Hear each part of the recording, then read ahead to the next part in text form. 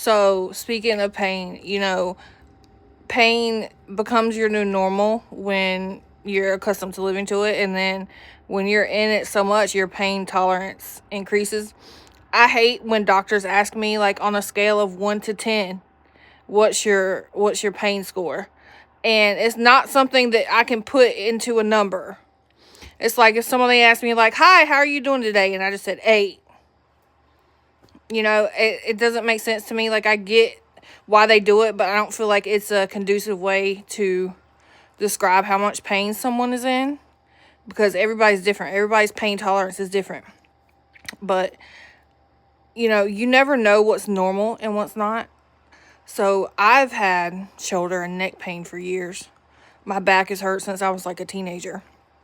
And knowing what I know now, it makes sense, because like the Bertolotti syndrome, I was born with that. It's a birth defect that causes part of your lumbar spine to fuse. It causes like not artificial.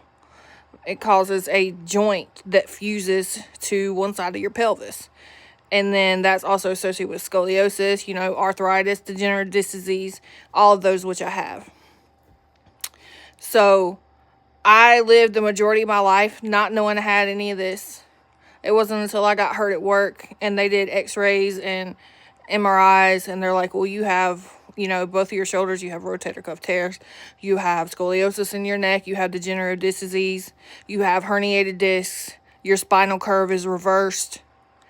And I need y'all to understand that I used to work 50 hours a week, busting my ass, like bringing home that bread, with my body being in the condition that it was.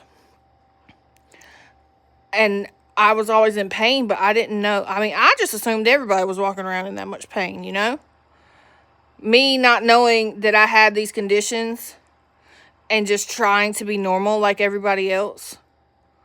I would see people, like, I would always be I would be one of the last people walking in, because I can't walk fast because of my feet, because of my foot condition. So I would try so hard to keep up with other people, and I just couldn't. I would be with the stragglers. I would be with the people that was walking with a cane. And it wasn't until I actually saw imaging of my bones and stuff that I understood why.